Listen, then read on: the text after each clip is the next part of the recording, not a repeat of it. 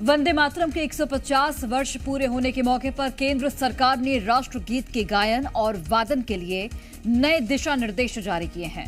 गृह मंत्रालय के मुताबिक अब विशेष सरकारी कार्यक्रमों में वंदे मातरम के आधिकारिक 6 अंतरों का गायन या वादन अनिवार्य होगा, जिसकी अवधि 3 मिनट 10 सेकंड तय की गई है।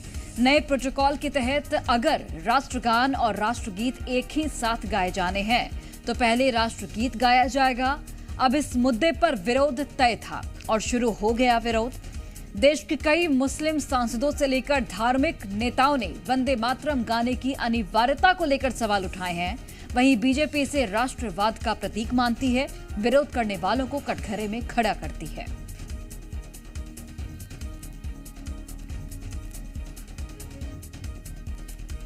तो वंदे मातरम को राष्ट्रगान वाला सम्मान, 3 मिनट 10 सेकंड की अवधि वाला गायन जो कि 6 खंडों में बटा होगा।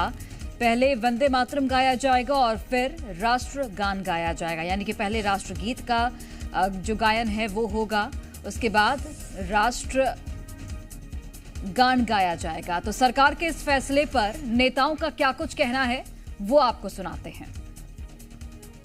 अगर आप एक चीज को मजहब की जोड़कर कहेंगे मजहब ये वतन की मोहब्बत है, हमारे लिए काबिल कबूल नहीं है। ये हिंदुस्तान है, किसी के बाप की जागीर नहीं है और हिंदुस्तान के हर नागरिक ने, उसके पुरखों ने देश के स्वतंत्रता के लिए संघर्ष किया और सबके सामूहिक संघर्ष से आज देश स्वतंत्र हुआ है।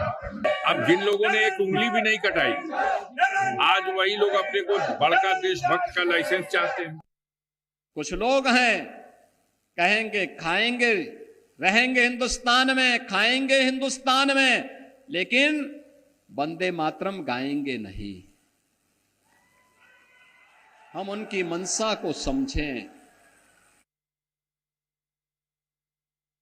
बिल्कुल नहीं गाऊंगा। क्यों नहीं गाएंगे? बिल्कुल नहीं गाऊंगा। इसलिए नहीं गाऊंगा कि ये मेरी आस्था के खिलाफ है। वंदे मातरम का मतलब ये है कि हम माँ तुझे नमन करते हैं, शीश झुकाते हैं तेरे सामने, तो हम तो अल्लाह के सामने, अल्लाह के अलावा किसी के सामने झुकाते नहीं। वो राष्ट्रगान नहीं है, राष्ट्रगीत है और उसके लिए हमें कोई बाध्य, कोई हमें नहीं कर सकता, कोई हमें बाउंड नहीं कर सकता कि हम उसको गाएं। वो हमारी उसकी कारण ये है कि उसमें मजहब की प्रति ऐसा वर्ड इस्तेमाल होता है जो कि हमारी मजहब के खिलाफ है। क्योंकि हम एक अल्लाह की इबादत करते हैं, इसलिए हम किसी दूसरी जगह को सजदा नहीं।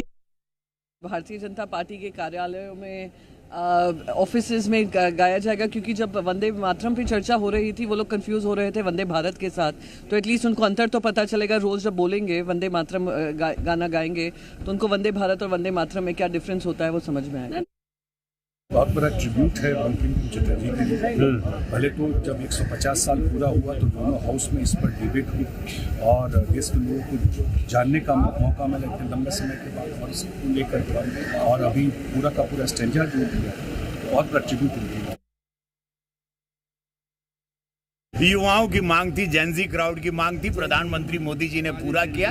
देश अभी धुरंधर और बॉर्डर टू देख के पूरा तिरंगामय भारत हो चुका है, बलवान बलशाली भारत, राममय भारत हो चुका है, सनातनी भारत है। और वो चाह रहा है कि वो सारी गाथाओं के साथ देश आगे बढ़े और ये गाथा सुननी जरूरी है।